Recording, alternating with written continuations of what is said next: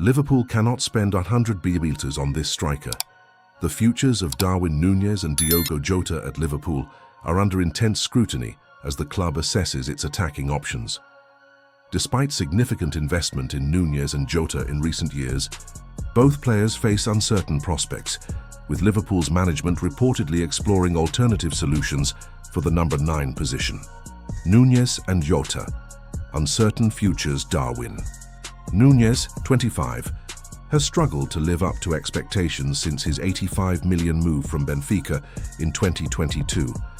The Uruguayan forward has managed just 5 Premier League goals in 26 appearances this season, a disappointing return for a player who was seen as a marquee signing. Adding to concerns, Núñez was left out of the squad for Liverpool's recent win over West Ham, raising further questions about his role in Jurgen Klopp's plans. Diogo Jota, 28, has emerged as a preferred option for the number 9 role under manager Arne Slot, but his tenure has been marred by injury issues and inconsistency. Once a reliable finisher, Jota's form in front of goal has declined, leaving fans and analysts questioning his long-term suitability for the position. Potential departures: if Liverpool's sporting director Richard Hughes can secure suitable offers for Núñez and Jota, both players could be on their way out of Anfield. Núñez has reportedly attracted interest from Saudi Arabia, while Arsenal and Wolves have been linked with a move for Jota. Offloading these players would provide much-needed financial flexibility, as Liverpool's wage bill is among the highest in European football. Recent windows have shown that the club must rely on player sales to fund new acquisitions, making this summer's transfer strategy crucial. The need for strategic spending, Liverpool's financial constraints, mean that every transfer must deliver maximum value. Unlike some of their rivals, the Reds cannot afford to make costly mistakes in the transfer market. This cautious approach necessitates a meticulous evaluation of potential targets, particularly in the number 9 role. One player who has been linked to Liverpool is Joao Pedro of Brighton. The 23-year-old Brazilian forward has impressed during his time on the South Coast and was reportedly on Liverpool's radar ahead of the January transfer window. At the right price, Pedro could be an excellent addition to the squad. However, Brighton's reported valuation of $100 million makes this deal a non-starter for Liverpool. Why Joao Pedro isn't the answer. While Joao Pedro's talent is undeniable, his price tag represents a significant risk. Spending $100 million on a single player would severely limit Liverpool's ability to address other areas of need within the squad.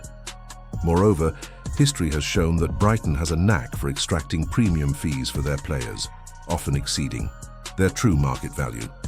Liverpool's caution is further justified when considering the broader market. Alternatives like Alexander Isak, who could command fees upwards of $150 million, and Hugo Ekitike, reportedly valued at around $100 million, also pose significant financial risks. With these figures in mind, Liverpool's recruitment team must identify options that offer a better balance between cost and performance. The case for smarter investments. Liverpool's transfer strategy should prioritize value over headline-grabbing deals. By focusing on under-the-radar talents or players with untapped potential, the club can strengthen its squad without jeopardizing its financial stability. Examples from recent years, such as the acquisitions of Mohamed Salah and Andrew Robertson, highlight the success of this approach. For Liverpool to remain competitive in the Premier League and Europe, they must continue to refine their recruitment strategy. The pressure to deliver silverware is immense, but long-term success requires a disciplined approach to spending. By avoiding overvalued players like Joao Pedro, Liverpool can allocate resources more effectively and build a team capable of sustaining excellence. Conclusion. The summer transfer window will be a defining period for Liverpool. With Núñez and Jota's futures hanging in the balance, the club must navigate a complex market to secure the right reinforcements. While Joao Pedro's name has been floated as a potential target, his $100 million price tag is a step too far for a club that prides itself on smart, efficient spending. By prioritizing value and strategic planning, Liverpool can strengthen their squad without compromising their financial health. The decisions made in the coming months will shape the club's fortunes for years to come, and the stakes could not be higher. The Fluminense graduate remains a player of high potential, but currently doesn't have the output to match the quoted transfer fee. Joao Pedro's signing does not compute.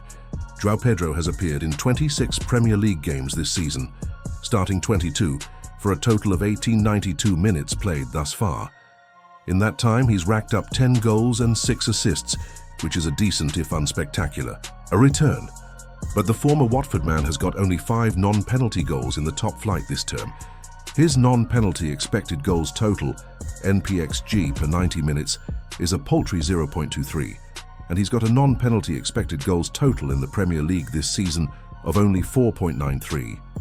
For comparison, Darwin's is 4.88 from 1,000 minutes, and Jota's is 6.80 in 1045 minutes played.